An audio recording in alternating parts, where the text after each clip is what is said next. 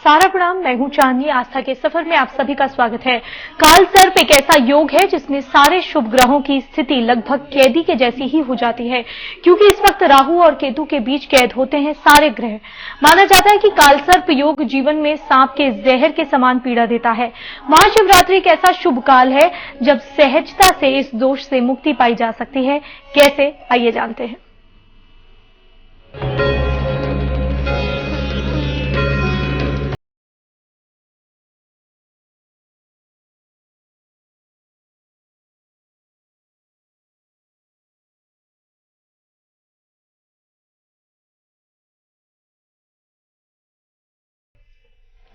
तो हमारे साथ इस वक्त मौजूद हैं पंडित वैभव नाथ शर्मा जी। आपका बहुत बहुत स्वागत है। जी नमस्कार।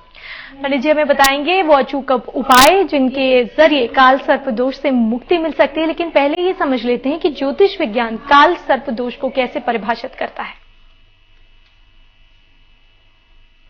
काल सर्प योग ज्योतिष विज्ञान के सबसे अशुभकारी योगों में एक योग है।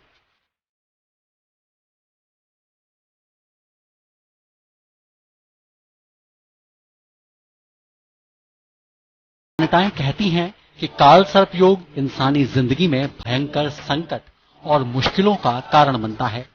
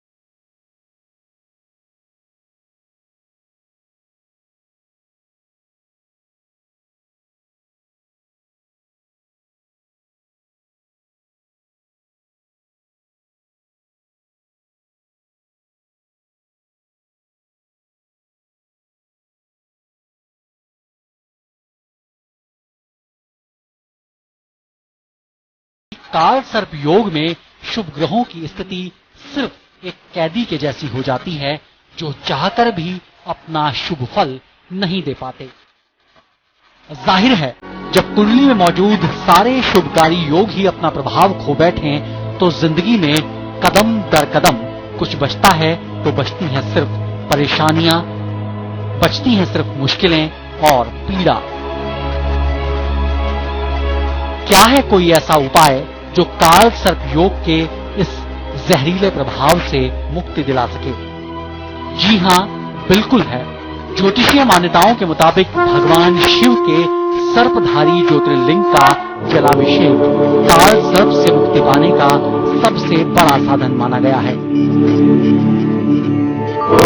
लेकिन काल सर्प दोष की पूजा सिर्फ कुछ ही शिवालयों में होती है, जिसमें 12 ज्योतिर्लिंगों में से एक भगवान श्री त्र्यंबकेश्वर महादेव मंदिर को सर्वश्रेष्ठ स्थान माना गया है। इसके अलावा महाकाल उज्जैन और आंध्र प्रदेश के कालहस्ती मंदिर में भी काल सर्प दोष मुक्ति के लिए विशेष पूजा होती है। लेकिन यदि आप इन शिवालयों में जाकर पूजा कर पाने में सक्षम नहीं हैं, तो परेशान न हो, आज खुलेगा वो रहस्य जो आपको घर बैठे ही दिलाएगा काल सर्प के काल से मुक्ति। तो क्या है वो रहस्य, क्या है वो उपाय? हम आपको सब कुछ बताएंगे, बस आप चलते रहिए समय के साथ। समय के लिए अनुज शर्मा। काल सर्प योग, ये नाम सुनते ही आप हम जैसे सारे कई लोग हैं जो भयभीत हो जाते हैं। ये वो वक्त होता है जब सब कुछ अच्छा होते हुए भी आपके साथ कुछ अच्छा नहीं होता।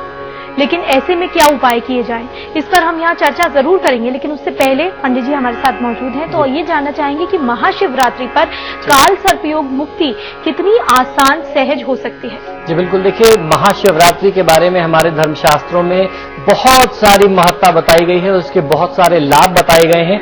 उन्हीं में से ग्रहों की पीड़ा निवारणार्थ और उसके साथ साथ काल सर्प दोष की मुक्ति के लिए बहुत अच्छे अनुष्ठान, बहुत अच्छे सरल उपाय भी हमारे शास्त्रों में बताए हैं। जिस तरीके से भी आपने ब्रेक में एक प्रश्न किया, बड़ा आम जनमानस के मन में एक कौतूहल का प्रश्न था, वो आपने ये प्रश्न उठाया, मैं आपका आभारी हूं। आपका ये कहना था कि इसे काल सर्प ही क्यों कहते हैं जब ये राहु केतु से संबंधित है। तो देखिए, इसको इस तरीके से भी समझ लेना चाहिए कि ज्योतिष शास्त्र में राहु को सर्प का मुख मानते हैं। जब हम लोग जो दिशाशूल देखते हैं उसमें भी इसका ध्यान करते हैं, जो राहु काल देखा जाता है, और जो केतु है उसको सर्प का पृष्ठ भाग माना जाता है, पूंछ का भाग माना जाता है।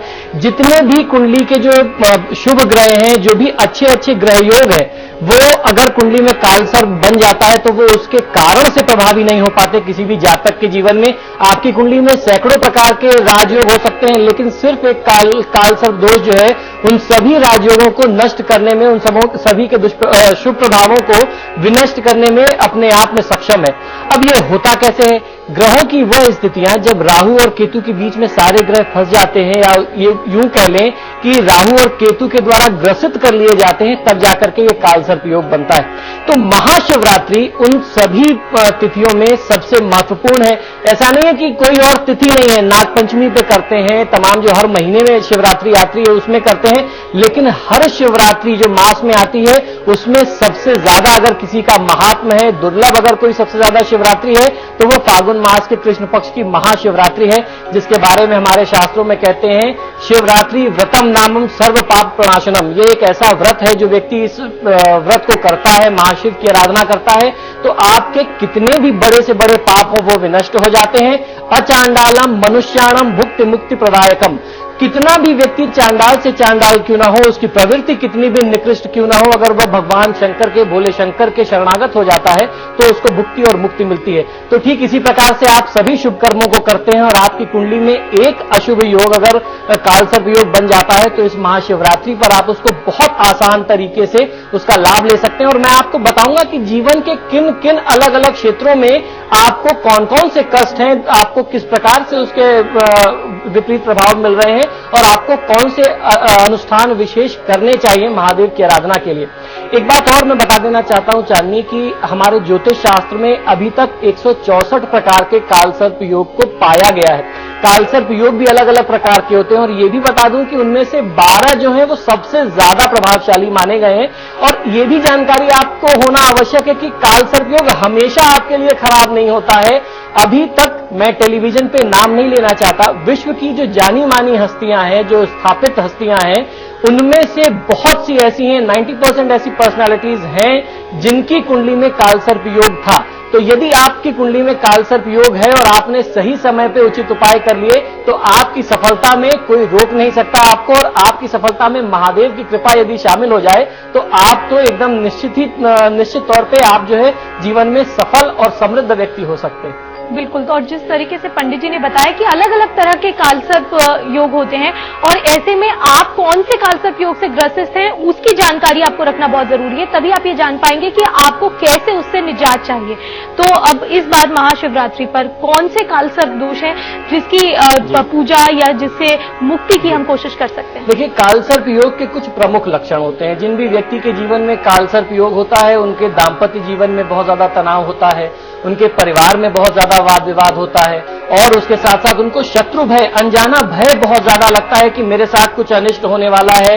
वो घर से निकलने में डरते हैं, किसी काम को करने में डरते हैं, लोगों से मिलने में डरते हैं। तो सबसे पहला उपाय मैं आपको बताता हूं कि यदि आपके दाम्पत्य जीवन में तनाव है तो आपको करना क्या चाहिए।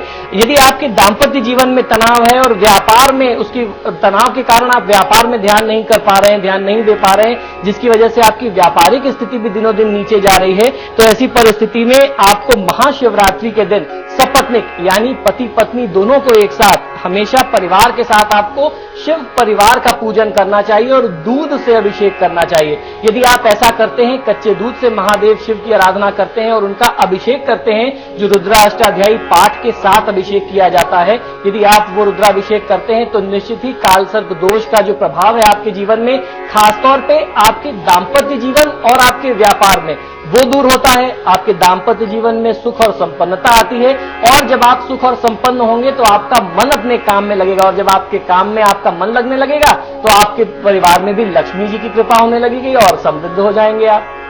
बिल्कुल। तो चलिए, अगर दाम्पत्य जीवन में आपको तनाव महसूस हो रहा है तो आपको क्या करना है? आपको शिव परिवार की पूजा करनी है। अपने परिवार के साथ आप जाइए, शिव परिवार की पूजा कीजिए और आपको राहत महसूस होगी।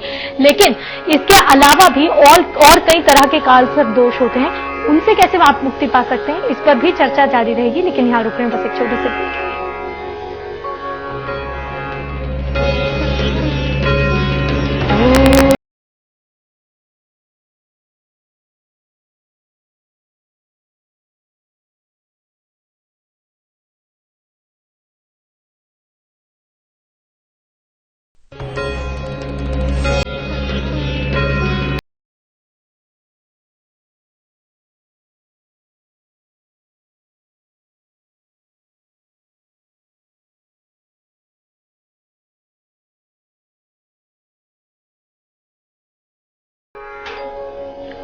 अगर आप भी अपनी कुंडली में काल सर्प दोष से ग्रसित हैं तो इस महाशिवरात्रि पर आप एक पूजन से इससे मुक्ति पा सकते हैं और ये उपाय हमारे को बता रहे हैं। हमारे साथ मौजूद हैं पंडित वैभवनाथ शर्मा जी। पंडित जी, अब अगर शत्रु बाधा से कोई पीड़ित है या फिर चिड़चिड़ा जाता है बहुत जल्दी और हमेशा निराश रहता है तो उसे क्या कुछ करना चाहिए? जी बिल्कुल, देखिए ये बहुत ही महत्वपूर्ण है कि आप अपने जीवन में जब आप सफलता के मार्ग पर बढ़ते हैं और कहीं अगर ग्रहों की अशुभता है या ऐसा कोई दोष बन जाता है आपकी कुंडली में, कालसर्प दोष जैसा कोई अगर एक अशुभ दोष बन गया तो वो आपके शत्रुओं को मजबूत करता है। और ये जो महाशिवरात्रि का एक अद्भुत पर्व है, ये बहुत ही दुर्लभ तिथि है इस दोष को मुक्ति पाने, इस दोष से मुक्ति पाने के लिए, अपने शत्रुओं को नियंत्रित करने के लिए। तो आपको करना ये चाहिए कि आप तांबे का या चांदी का एक सर्प बनवा लें।